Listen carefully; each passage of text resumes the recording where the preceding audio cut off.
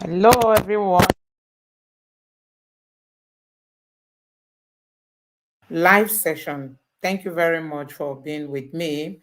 I want us to quickly take a look at some of the happenings, in the country.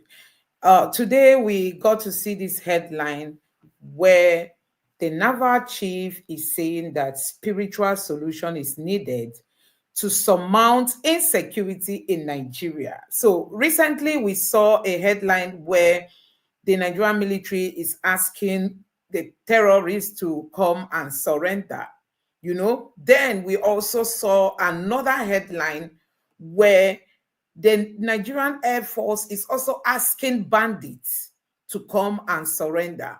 And now we are seeing the Naval chief as saying that spiritual solution is what is needed. So some people have been saying this spiritual solution, is it praying to God or is it to go and start doing some diabolic things? What does it really mean, saying that spiritual solution is needed to surmount insecurity in Nigeria? So, guys, this point to honestly, this is an indication that something is really wrong. They are really tired of this fight. I tell you, they are tired of this fight. Nigeria has spent a whole lot of money.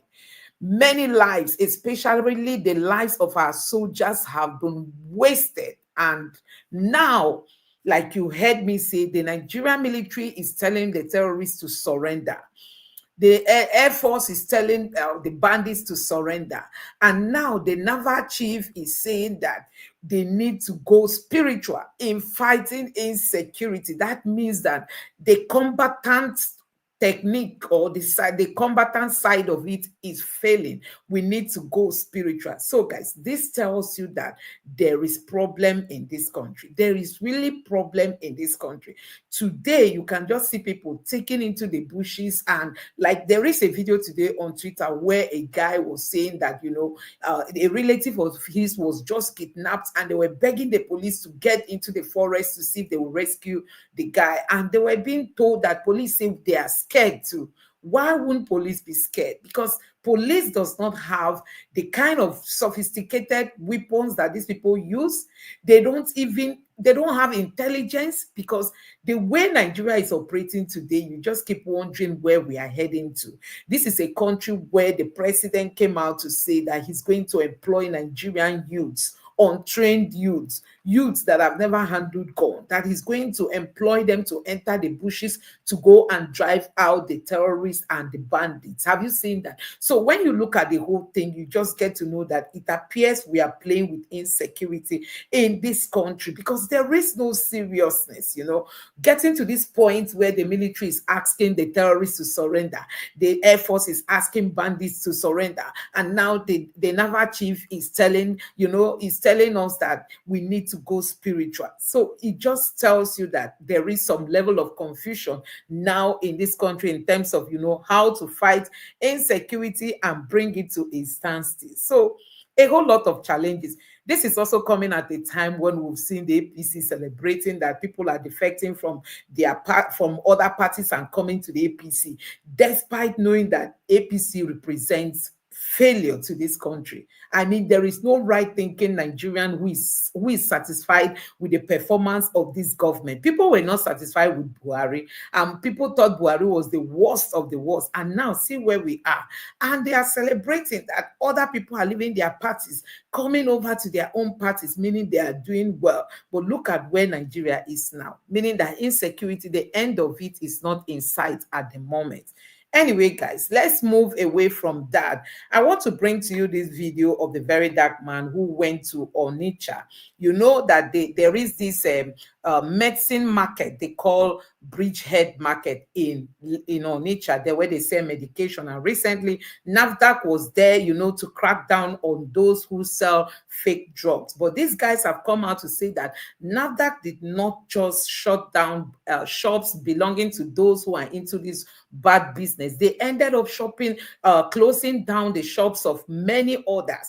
And you know what the economy is like today in Nigeria? They said they've been home for like 2-3 months, some even 4 months. They've been staying home because their businesses were closed down. I mean, their shops were locked down. And they said they have no hands in the fake drugs that some people are capitalizing on.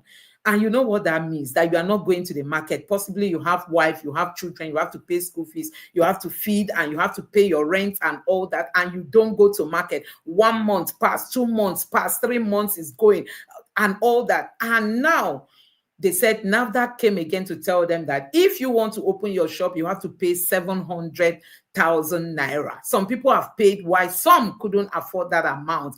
And they ended up, going to call on the very dark man to come and help them. I'm going to play this video just for you to see how the very dark man went to Onitsha. Many people have applauded him to have, taken that risk. And he's really calling out NAVDAC that he's going to take this case and see this case to the end, because this is pure injustice. We are still talking about how the Southeast was targeted during the last JAMB exam, that, analysts are still saying they are not going to allow that to slip. Many people are still calling on JAMB that they need to dig deep into what happened and now see what the Southeast is still going through. The Southeast region does not have the presence of the federal government. We don't have projects going on. We don't have appointments in the federal level, like Tinubu's cabinet. Check how many Southeasterners are there and all that. But see what is happening to businesses. Now take a look at this video. Don't also forget that we have all these military checkpoints, police checkpoints, which extort from businesses. If you need to move your goods from one location to the other, you must settle these police that have all the checkpoints along the roads. And we've been told that these checkpoints generate billions. In 1 month, 2 months, they've generated billions of naira just collecting those money from traders. And then a whole lot of things happening. And one keeps wondering, if we have leaders in the Southeast, why are the Southeast leaders sleeping as their people are being taken advantage of? Just take a look at this video. Have you recorded now? All right, so this is my first time in Anambra State. I've never been here before. And a very important thing brought me here. Now, what brought me here is the extortion and what I call stealing from NAVDAC. And I want to call them out so that they will stop. Because what you people are doing here is evil and a very big extortion. And from this video here, we will put up on a must stop. There's no two ways about it. Now, what happened in this market? This is the biggest drug market in Nigeria, am I right? Yeah. West Africa, sir. West Africa. Yeah. Right. Now what happened? NAVDAC came here in February to shut it down. February 8th. February 8th to shut it down. This market has over 5,000 shops. Yes. Right. Listen. Over 5,000 shops. They locked it because they claim that they have fake products. Right. Now, after 2-3 months, the people said, please, it is not all of us that you found fake products with. You understand? Not all of us carry fake products. Why would you now lock all the shops? Which also does not make sense. But at the end of the day, these people stayed about 2 months. 2 months, 4 months, 3 months. Boys down, they spent over 2 months in their houses. Nothing to do, the market was locked. 3 good months. Eventually, NAVDAC came and said, okay, you are going to pay 500,000 if you want us to open your shop. After 500, they moved it to 700. After 2 weeks, they moved me ready again to pass you. Calm down. Now, they came and said, pay 500,000 and we'll open your shop for you. Now, this is the first question. NAVDAC, for you people to say they should pay 500,000, does that mean you are giving them a guarantee to go and produce more fake drugs? That's the first question. If truly they carry fake drugs, where are the people that you caught? Yes. Are you not supposed to prosecute them? Why the people that are selling the original drug will continue their business? Yes. So you shut down a big market like this that supplies drugs for Nigerians that are sick in the hospitals for your selfish interest and for stealing, because this is stealing. Now, as I speak to you now, a lot of shops are locked, and I'll take you around the market. Yes, sir. Because you have to pay 700,000. Example, this is a receipt of one person.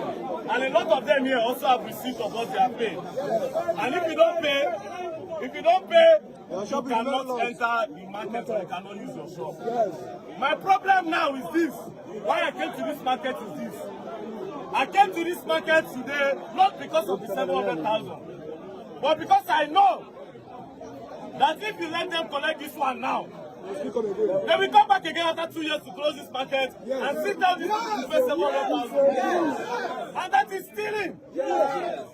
Now that you can't do this, the only way you will do this, I will engineer these people to sue you people now. Yes. They'll bring the representative, they'll take you to court. Yes. You provide the people that sold fake drugs, you prosecute them, and this extortion of collecting 700,000 will not work. Yes. The mistake people made, wait.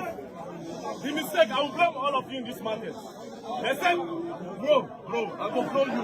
Yo, shut the fuck up! The mistake these people made, I had over 1,000 people have paid. Now, if you calculate 700,000 times 1,000, you know what will be that? It's zero. Wait. What is billion? Wait. Your phone cannot calculate itself. Wait. Now, all these people now don't pay. That's the fuck up they do. Because when you pay, you give them more money. If the someone understand on the ground, when I carry lawyers, when I don't pay, this injustice will not happen. Because this is injustice. And this is stealing. Now, we'll go around the market. Like I said, this is one receipt. Everybody here will open their shop, get their receipts. And 700,000 that they pay. Why? President Bola Tinubu, I receive this. Yes. President Bola Tinubu. Now you see the problem I have. I don't like to play tribal card, but I'll play it now. What is the tribal card? For not when I stay, there are killings allegedly by the headsmen. You never ever go wrong when they say cow. This was the sell drugs. I believe, yes, myself agree. Say there's no way you will not see people that sell fake drugs. But it will not be all of them that sell fake drugs. Do you understand? So I'm calling on the authorities and I'm calling on Naval. Open their shops for them. Else, there'll be a protest that will break all the doors. Will break all the keys.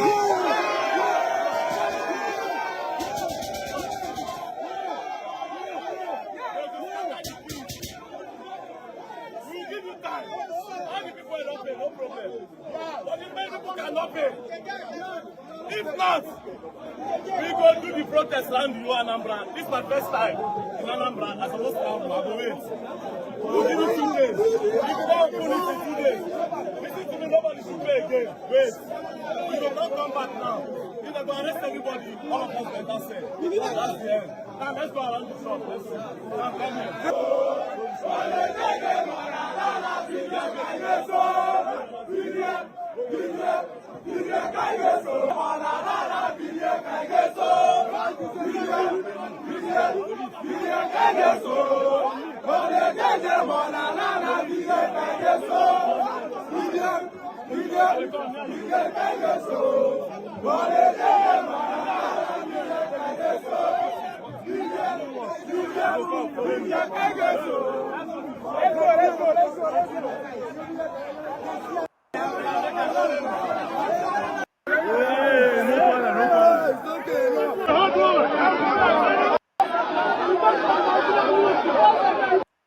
So, guys, that's Nigeria for you today. People are now resorting to, calling on VDM for help. Each time, it's hooking them in the truth. They now go to VDM.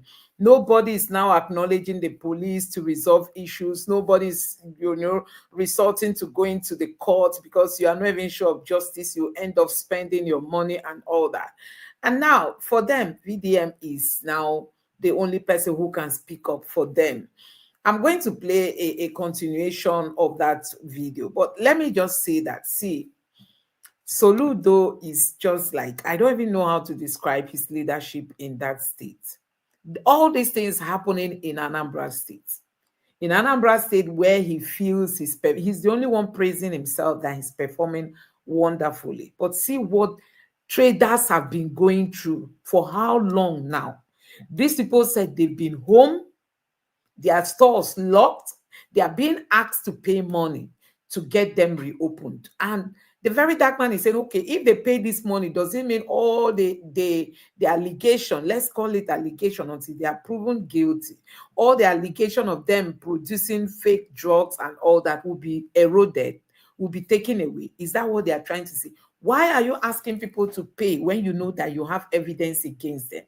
The best thing is to go to court, and you don't have to indict everybody. Those who are responsible, prosecute them so that at least Nigeria can become a safer place if they are producing fake drugs. Then you go after those ones. Don't just go and generally lock down stores of people who have children, have families, have to pay school fees, rent, eat, and all that, and see what they are going through. Some people have even gone to pay this money, while some felt, oh, we don't have up to that money. If we minus 700,000 naira from our businesses, it's going to really eat into the capital. The very dark man also made a point saying that these shops have been locked for some months, meaning some of their drugs might even be expiring by now, or must have even expired. And you know what that means? Another big loss, because by the time they open their shops, everything is not going to be the same. Medicines are meant to be handled properly. And for you to lock your shop for like 2, 3, 4 months, you've not opened it, possibly some things have already gone wrong. Now, these are a backup of what the very dark man said after that trip when he came back. Just take a look at this. So now that, now me I will get this week. You understand? As soon as I don't start to want to turn thief for the country, as you people have turned extortionists, taking advantage of Nigerians for your personal and selfish gains, when I not go rest this period. Now, I notice you have locked your comment section. That is a public page. Now that the Nigerian page, open it. Well-meaning Nigerians want to ask you people what happened. I smell guilt. Like say, I'm not guilty of what they happen. Now, I have a lot of questions and I will table it now. Do you understand? You people say that the main reason, according to what you told them, that the reason why you locked all the shops in Obogu is because they were selling fake drugs, fake medications. That's why you shut down the market with over 5,000 shops. After a few months, you came back. Over 5,000. You are now telling them to pay 700,000 naira to open those shops. If they pay you 700,000, remember you claim that these are fake drugs. Is that an automatic license that they can now start selling fake drugs to Nigerians? That can lead to the buying of Nigerians, because you claim it is fake drugs. Same you want to collect 700,000 naira per shop to open the shops that you claim that they sell fake drugs. So are you giving an automatic license to fake drug sellers to sell fake drugs to Nigerians in exchange of 700,000? That's the question. Do you understand? Number two, you cannot tell me that over 500,000 shops, they sell fake drugs. Again, where are the people that you caught? The suspects, have they been prosecuted? What is going on? Or the people that you caught, have their sins been forgiven because they paid you 700,000? Show na they see una life. Show na they see the country where we dey so. And to the governor of Anambra State, Mr. Charles Soludo, can you see what is happening in your backyard? See the way NAVDAC won't extort people. Now, the craziest part of all of this is that a lot of products that were locked up in that place for the past 2 months, that NAVDAC shut down the market, some of them would have expired. A lot of those traders now, a lot of those sellers of all those medications, they don't lose money with that. They will lose a lot. So who's going to pay for those damages? Do you understand? Who is going to pay for those damages? One woman even sent me a DM that during when that thing was happening, it was God that saved her, that she was pregnant. There was no place to buy drugs because that market was locked up. So imagine the people where go don't buy as a result of that short period where that market they lock. You see the country where we did because of their selfish interest. Because they want to store. Do you know how crazy this is? NAVDAC. You have a lot of questions to answer. NAVDAC. Now somebody say, I see one comment. The comment say, those people they sell fake drugs and then they buy Nigerians. That is not the bone of contention here. It's the fact that NAVDAC wants to collect 700. If just in case your claim is correct. Is it okay for NAFDAC to still collect 700,000 naira for per head and still let the people you claim that they are killers to open shops? Do you understand? It's the extortion that is the problem, the criminality that is the problem, the abuse of power, the abuse of influence that's the problem. And who are the escorts of the market? This Obogo market, this medical market, who be the escorts? Why if you say the escorts say they in on this? You come here and see their chairman, them, they are guard them for the market. You sure say we are not ever collect anything. Because this kind of thing happen, all of them quiet, nobody know. Until one person say, oh, my VDM, this thing they try press them down. When we try to even protest, they went to go and do a press release that nothing is happening. You see the country where we did. So now that me I will get this week. We go take for this matter where we go take una go court. Everybody, all of us go to march go that court. I got time. There's no time for injustice in this country, and this one is a very big injustice. So NAFDAC, what is the 700,000 naira for? And I heard that you people have collected from over 1,000 shops already. That is about 700 million naira now don't fly. See the country where we did. But you're going to learn on this one, and you will learn the hard way. If you have not paid in that market, or Bobo market, please do not pay. We go drag this matter, go court. Do not pay any money to these people. They should give Nigerians the reason why they are collecting that money. Or they should prosecute all the people. Everybody that is selling fake drugs, we want to see them, line them up and prosecute them. Anything outside that, it is extortion. Thieves, criminals, parading under government bodies. That's what you people are. So, guys, you heard him very well. Honestly, the authorities involved should really look into this matter. The state of things in Nigeria does not even warrant this kind of situation that your shop will be locked down. You won't be able to go to the market. You can't make money. You can't take care of yourself and your family. We don't need it at this time when times are so hard in the country. Anyway, let's move over to what is happening in Abia State. We know that Alex Otti has stood out in Nigeria as one of the best, if not the best performing governor. I don't think he has any rival when it comes to performance. When Alex Otti came into power, he told the people, I didn't come for your money. I've come to make your money work for you. And guess what? He has been doing exactly that. I'm just going to play this video for you to see some of the updates as he's about to mark his second year in office, that second anniversary. He's about to mark it, and they are now bringing up some of the development and some of the things that Alex Otti has been able to accomplish. I wish the federal government would learn from Alex Otti, and even our Professor Soludo. He is an economist, just like Alex Otti. And I think Soludo can really do better, because I don't know what he's doing. Recently, Tinubu came and they went ahead to commission government house. People were asking, what is the economic relevance of that government house to Anambra State? They said they built playground and all that. That's what Tinubu left Abuja to come commission, because people did not see any signature, project that Soludo concluded, and he needed to call somebody from Abuja to come and commission. And guess what? Even talked down on Peter Obi that, Mr. President, the last time a president visited Anambra State, he came to commission a brewery. Can you imagine? Instead of him to focus on his visitor being Tinubu, he started mentioning Peter Obi's name.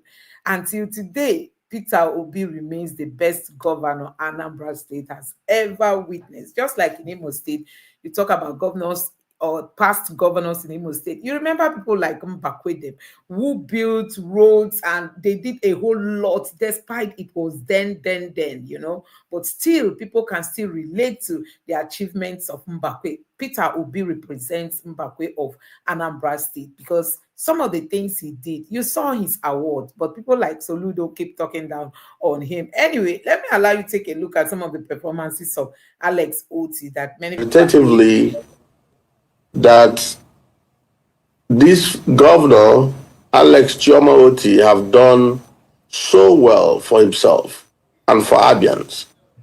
The man has totally reformed Abia State.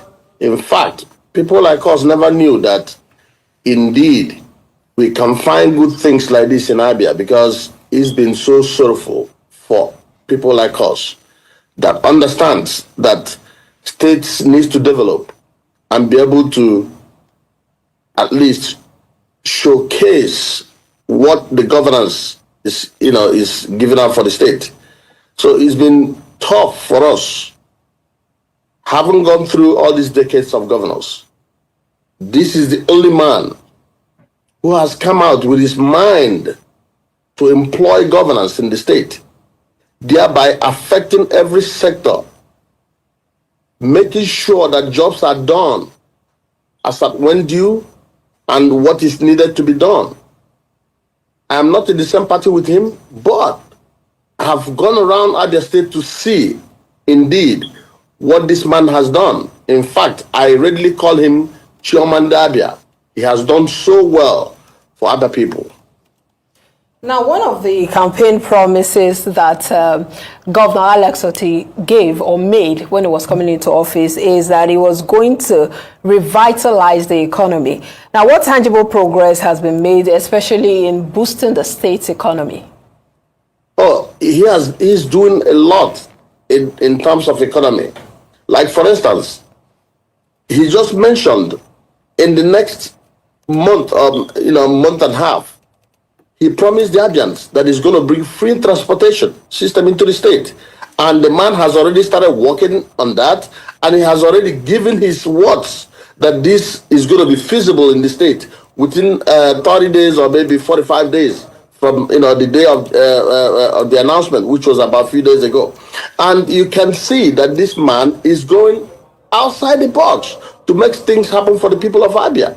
Look at, he just commissioned a project which the former president came to Abia to commission. He has been doing series of things that I can't even mention here. So much. This is a man that has transformed Abia completely. Look at Abba. Abba was an eyesore before. Today, you drive into Abia, it looks like you're driving in Dubai. That is exactly what we see. So, I mean, I should give this man accolades because he's doing what God has sent him to do in Abia State. And I haven't seen anybody in the past history who has been able or who can match or can compete with what this man has done so far within his years that he has just put in.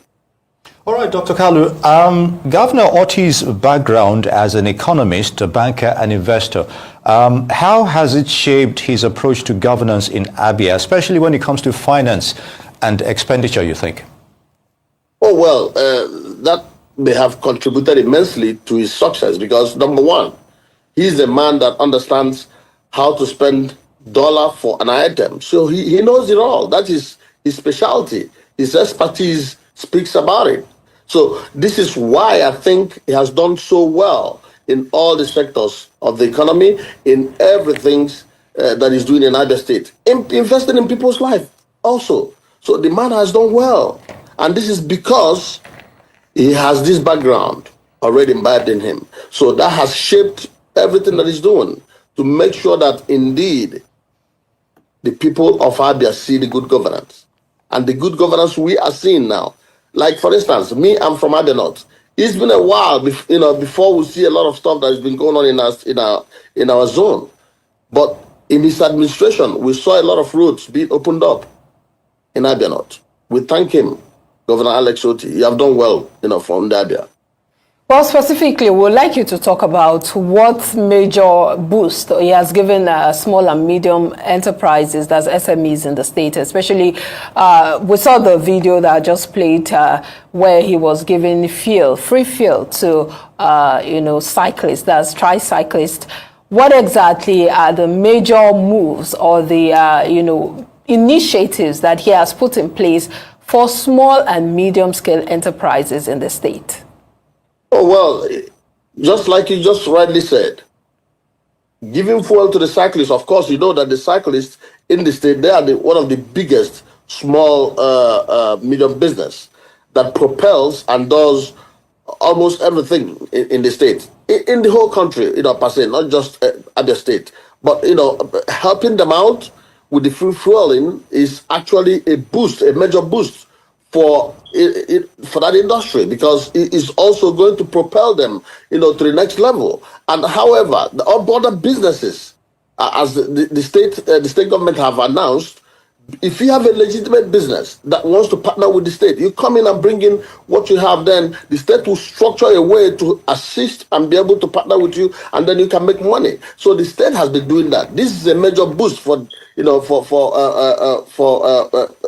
private businesses in the state. So he has been doing whatever it takes to make sure that everybody is carried along, that businesses are carried along, that economy boosts in the state, and things happen as it's supposed to happen, so that people will continue to receive and then see the dividends of democracy in the state.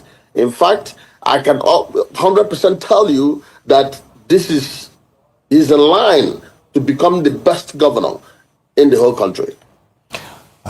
Such optimism from Dr. Kalu there. Anyway, let's talk about the Southeast Development, Development Commission, rather, that's the SEDC, which has been officially, on ground now, courtesy of the current federal government after years of agitation, as it were. So how can Abia leverage on the SEDC and, of course, the region, the Southeast region at large as well? Oh, well, Abia is going to, leverage and then gain from it. Having known that this legislation was proffered at the House of Rep by the Deputy Speaker, who is also from Abia State. So this is going to strive, and is going to also help people to understand that, have the sense of belonging in the state. Of course, it is an agency that is being opened up to, for collectively letting people believe that indeed they all, belong in one country, just like they have NDDC. So the concept of this is to carry all the people along, after the Civil War, so that people will begin to understand that indeed we are in the same place. I mean, I give them kudos for this. This is good. This is absolutely correct. And it's going to do what it's supposed to do. Before we let you go, we know you've been singing. So, guys, I actually want to continue this conversation, bringing in a JAMB student who has come out to narrate what he went through, writing JAMB. Like you've just seen Alex Otis playing his own role, because I just keep talking about the Southeast leaders who are not really representing their people very well. But I tell you, among all of them, Alex Otis is really doing well. Another person who is doing well is Governor Ba of Enugu State. But people have also been criticizing him, because when it comes to possibly because he's eyeing APC, he wanted, I don't know if he still plans to defect. He wants to defect to the APC, and the APC in Enugu State is resisting that. I mean, the members, they are resisting him coming over to their party, because, all the buzzballs they went through during the last election, for them, they don't want him. But I believe that plans are already on ground for him to defect. Because tell me why people were being buyed in Enugu State. He refused to come out to speak. Because this is like one covenant that I would say that the APC governors are into. That's what I think. They hardly speak against insecurity. Just check it out. When we were talking about open grazing law, it was only the governors of the PDP who went ahead to pass those bills, banning open grazing in their states. But the APC governors refused. So I just keep sometimes wondering why they are doing all this just to protect a particular tribe, even though it is not in the favor of their own people. You just keep wondering why it is like that. Now, I want you to take a look at the reaction. I have like 2 videos I want you guys to take a look at. This guy has come out to talk about his his experience writing JAMB and how he ended up not getting what he really he worked for, because his JAMB result came out, and although he's an Igbo, and it appears he didn't even write the JAMB result, the JAMB exam in Igbo land. I think he wrote it maybe in Lagos or so. But he was just talking about how traumatic it was for him to come out to see the kind of results that he got, and it does not really reflect what he expected, because this is not his first time writing JAMB, and he already had something in mind that he was going to get, you know, but that was very far from what he saw. Just hold on, I'm trying to pull up that video for you to see. And there's another video of Igbo saying that they are going to see the end of this JAMB related issue, because they are going to court. You know that the caucus of the Southeast lawmakers in the National Assembly, they came out to call on JAMB, that JAMB should resign, you know, and JAMB was like, in short, the JAMB registrar went off this time. He said it's like, how do I put it? Like a conductor telling a pilot what to do. So when you relate that, just listening to that statement alone speaks a lot. He said conductors, it's like conductors telling pilots what to do.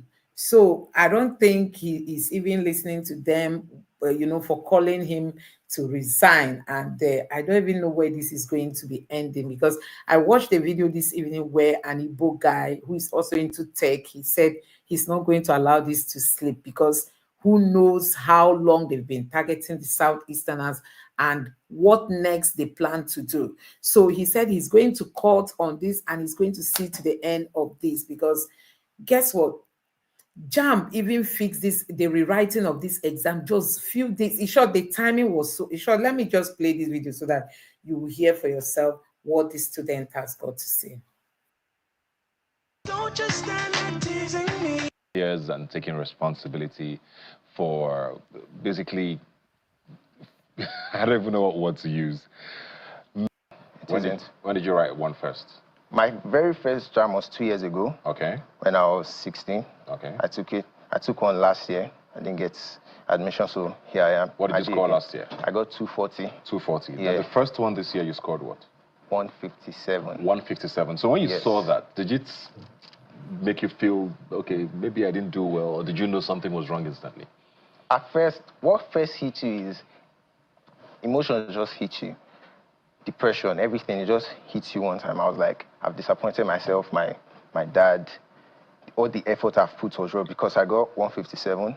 My best subject is math, and I got 40 in math. So I was like, last year I just won best in math in my school, and I'm here scoring 40. It wasn't adding up. Yeah, it didn't make sense. Yeah, it didn't make sense. Then I got to my tutorial group. I go to a tutorial, and then I'm seeing people better than me scoring 157. So I'm like, what is going on here? Yeah.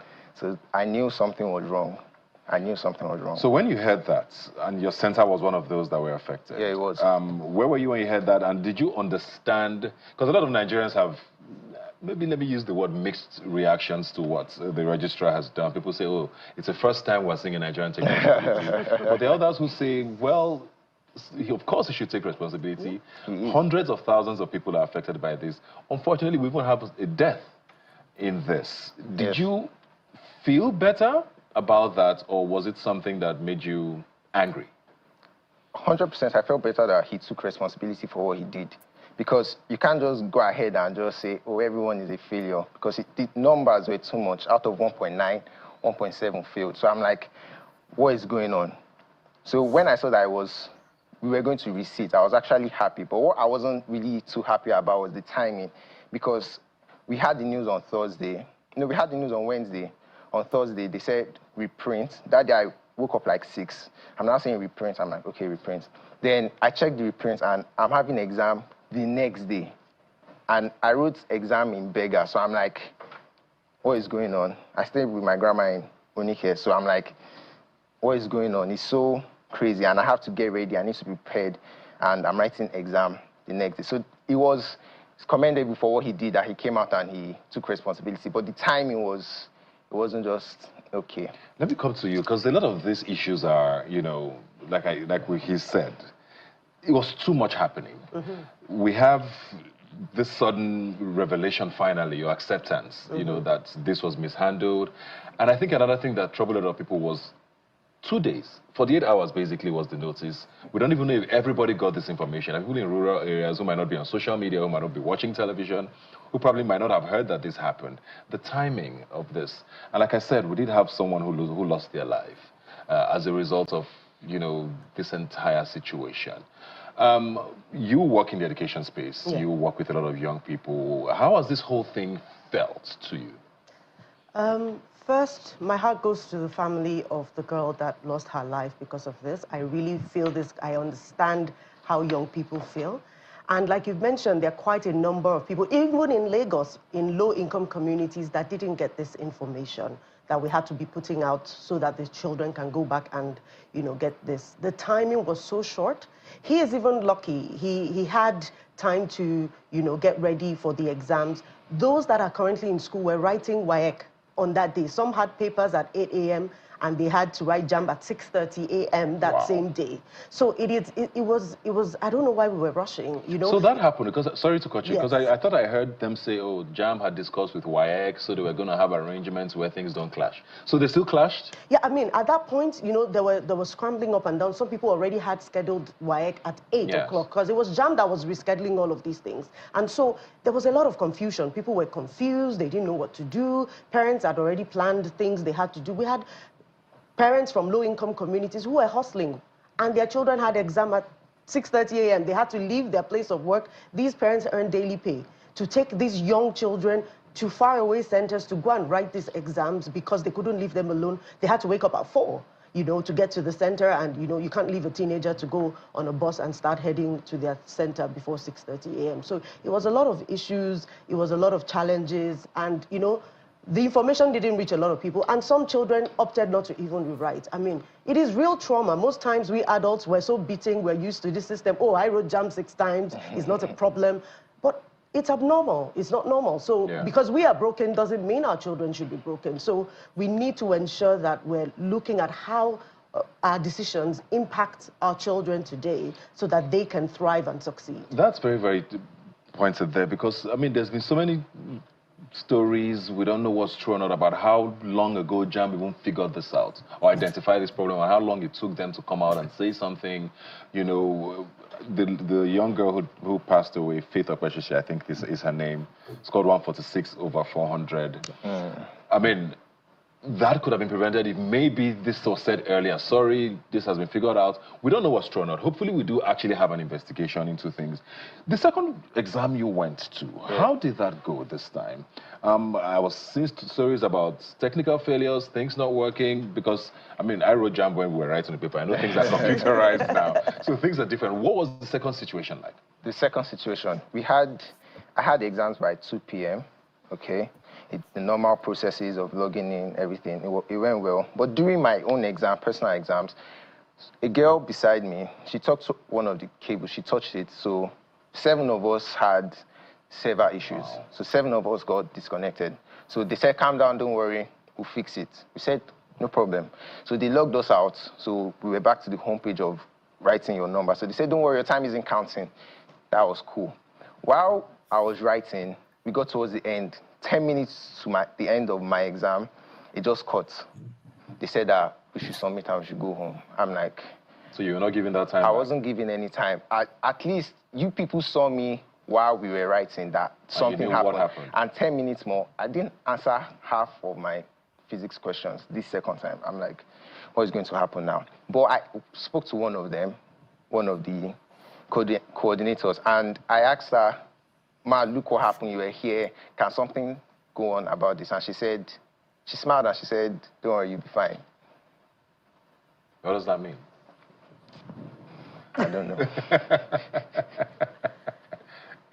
I don't know, this isn't funny, but it's also just mind-boggling. You talked a lot about, you know, people in all of these rural areas, people who even decide how children will build resilience. But we don't, resilience is when you face challenges that are natural and normal, not when the system is the one putting these abnormal challenges in, for you to start to, deal with.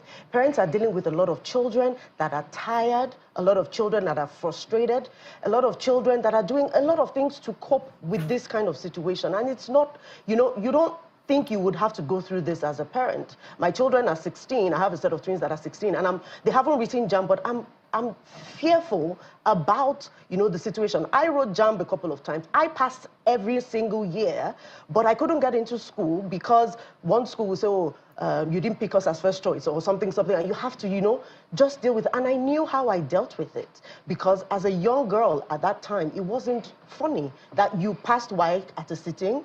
You did JAMB, you're actually passing, but you can't even get into school.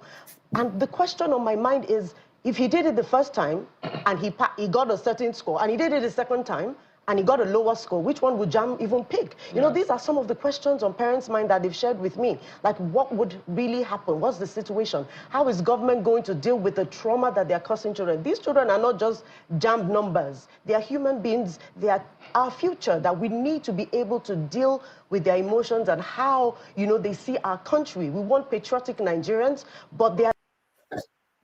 Is Mr. Chilaka Njoku, Public Affairs Analyst and CEO Sputnik. I don't understand why we're doing the same thing 2 times.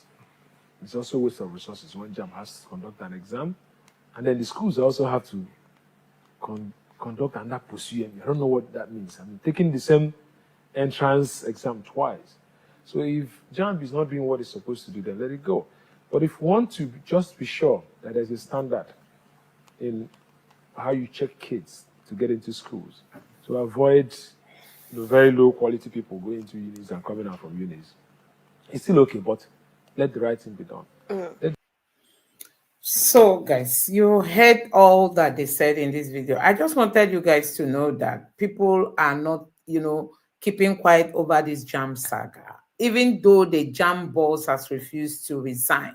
But guess what? Parents wants to see to the end of this matter. If not, it's going to repeat itself again. I read an article on Twitter where somebody was saying that the same thing happened in Owerri, where a particular state was targeted. Back then, I've forgotten the year, and the year he mentioned, that's far back.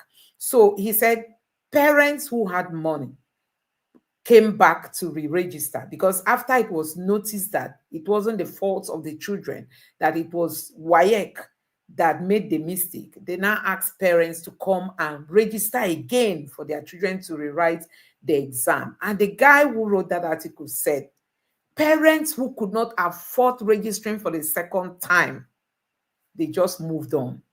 Their children didn't go to school again. It was just a handful of parents who still had extra money to register for the second time again for the same exam, that came back and registered for their children, so their children could write the JAMB again and were able to go to school. So you know what that means, that a particular people were targeted and it wasn't their fault, yet they were asked to bring money again to register again for the second time. That's exactly what we are seeing in JAMB. Though JAMB is not asking for money, but JAMB is inconveniencing the children again for the second time for a mistake that was actually done by JAMB, not the students. And that's why parents are also protesting.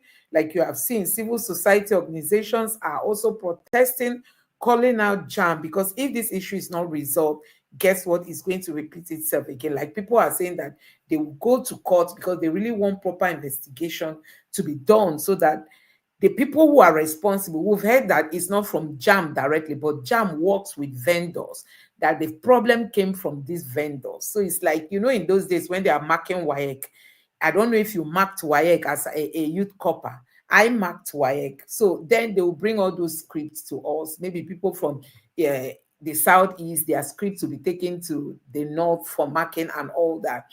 You might just see a name now, you decide to mark down that person. You know what that means. So a whole lot needs to be fixed in our system. Now, let's just quickly go to Twitter to take a look at some of the latest happenings. I will soon be ending this stream because it's already late here for me. Also wanting to have some rest. So A guy was spied in Bayelsa State. A guy was spied, and we are being told that the police is involved. Like this headline says, Nigerian youths protest against the killing of an upcoming artist, Cruzy, who was shot by the Nigerian police in Bayelsa State. So, guys, I don't know when the problem or the police and the masses, this poor relationship that we have with the police, when it's going to end. I don't know, honestly. So I'm just going to quickly be reading out these headlines. I don't know if you can see it properly. How police inspectors kidnapped me, extorted 151 million naira from my family members after forcibly taking me from Lagos to Abuja. Foreign-based Nigerian report. So somebody who came from abroad said they just took him, and they were able to cash out 151 million naira from his family after they took him from Lagos to Abuja. So, hey, if you enter police net in this country, just be praying to God. Let's take a look at what these bandits. Ba a taɓa kawo soja daga Enugu ba ko Fatakon ya kashe mu na ƴan uwa don ku ji daɗi. So the person who posted this video even tagged Governor Mba. If you can see this clearly, you can see this Governor Mba's because he made mention of Port Harcourt and Enugu. Port Harcourt and Enugu. And this person said, what did he say about Port Harcourt and Enugu? I beg. Because he said it in a northern language. I don't know if it's Fulani or it's Hausa. Let's see some of the reactions that people are saying. This person said, he said they've never brought any soldier from Enugu or Port Harcourt to buy people there. They've never brought any soldier from Enugu or Port Harcourt to buy their people. Okay, they've never brought any soldier from Enugu or Port Harcourt to buy their people. Harry, don't mind them. You can always defeat them with bigotry. If it's too much, you can also consult Grandmaster to come and speak good English to them.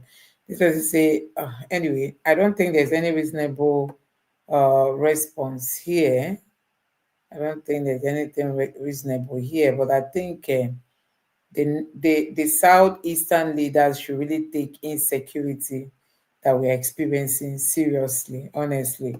This was how the North was playing with Boko Haram until it became something they can't manage at the moment. They can't manage it anymore.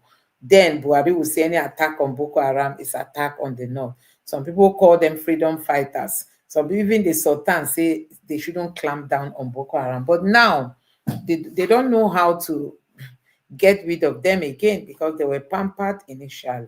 So we shouldn't pamper insecurity in the southeast. We've seen many people can't go to their farms again. When you go to places like Enugu, Abakaliki, Bonny State, you see places people can no longer go to their farms because of these headers. And nobody is doing anything. I'm just wondering, a whole Mba who is educated, Governor Mba, these women we saw protesting in Enugu State, protested for days. He couldn't come out. Even if he can't come out, at least he will send any of his men to go address these women and tell them that he has listened to them. But nobody did that. So you just keep wondering, how are they fighting insecurity? So ASU threatens fresh nationwide strike over unresolved 2009 agreement with federal government. Do you see it? Every year, this thing keeps coming up. Tinubu said there won't be any ASU strike under his watch. Now it's happening. Not to talk of now that I don't even know if they have money, There is a storm that is coming to northern Nigeria, and I don't think a lot of people have realized this yet. Now that WAEC and NECO want to make their exams to be computer-based, how do you want Arewa to cope? There are people, students and teachers in a whole school that they do not even know how to touch a computer. They do not even know how to on a computer. Already, English is another barrier that used to make a lot of intelligent, smart students in Iowa fail exams. Now that computer is added to that, how do you want Iowa students to actually be passing these WAECs and NECOs and further with their lives to actually pursue other things? They will literally be stuck in that reputation of WAEC and NECO, WAEC and NECO. This is very, very, very bad. And I don't even know if people realize how bad this is for us. We already have a very low performance when it comes to WAEC and NECO. Like our kids are literally, that is what used to hinder their growth and their development, a lot of them. I'm not talking about people in cities that know, all this. I'm talking about the majority of us, people in villages, people that do not know how to do these things. This is actually terrible, honestly. And I don't even know how we would come back from this. I don't even know how we would do about this, but this is just a huge problem. So I don't know if you heard that very well. She's complaining because WAEC and NECO also want to go digital, just like you've seen JAMB. Everything is computer based. And she's saying, how are the Northerners going to cope? The Northerners that can't even speak English, some of them have not even touched the computer for the first time. How are they going to cope? Yes, this is what people have been saying, that when it comes to the North, like you want to study medicine, those in the South are expected to get like 360, 350, 320.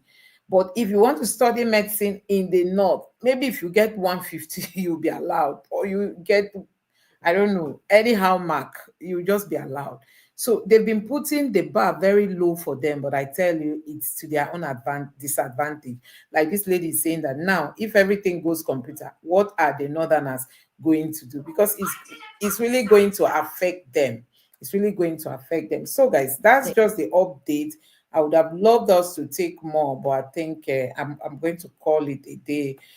This guy said Peter Obi is very relatable, and there is a sincerity in tone when he speaks. This is a Yoruba guy, and he's, So the transition again came from realizing the opportunity that has presented itself. If we're being honest, before now, regardless of the number of registered parties, Nigeria has been practicing a two-party system. Sure. And none of the parties have really appealed to me personally, because we are in the situation where we are in, where we have tried out both parties with their manifestos and with their ideologies, and we still spiraled to this point. So I personally did not believe in what any of these two parties stand for. But then with Peter Obi switching to the Labour Party, he's somebody who, just from a natural standpoint, is very relatable. Yeah. And there is a sincerity in his tone when he speaks. He doesn't try to present any grand ideas or sell, this is my opinion anyway, sell any major dreams of, oh yeah, elect me, and in 2 years' time, everything is going to be sorted, there'll be flying cars and whatnot. Basically, what he said that appealed to me the most is, there's a problem, we cannot fix this problem overnight, but we need to get on the path towards the problem being fixed. And that is what appealed to me the most. And that really is the entire reason why I did join the Labour Party. And upon joining the Labour Party, there was an environment conducive enough to encourage participation to run. So I'm like, okay, this is a good opportunity. Let's see how this goes. And the fact that the party even trusted somebody like me with my background to even be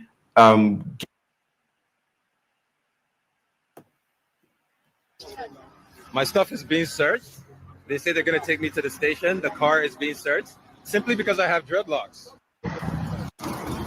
So there's a cop in the front car. Everyone, like, basically, they saw me with dreads. So Nigeria, I'm not paying. And me, you know me, I'm radical. So I had to tell them a piece of my mind. So now they're trying to play a game.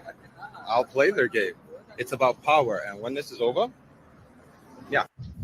So, homeboy flexed his power. He was adamant he's not gonna let us go because we know what it was. He wanted a bribe, and everyone is like trying to be calm, and I'm going hard, like really going hard. Listen, you see, the cop pulled him to the side to ask him, like, "Am I mentally okay?" Because I was challenging them. Anyways, I got on the phone. I called the embassy. They saw that I called. Long story short, they let us go. They didn't do this. They wanted to waste time. They wanted money. They wanted bribes, and it was clear that I wasn't going to give them, so they wanted to strong arm us to try to get money out of us. So yes, Nigeria finally happened to me.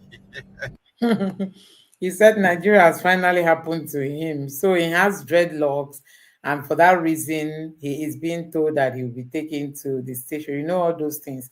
He said they were trying to delay to see if he would give them money, but he did not give them money. So, guys, let's end it here for today. Thank you so much for joining me, and let's see you again possibly tomorrow. God bless you and good night.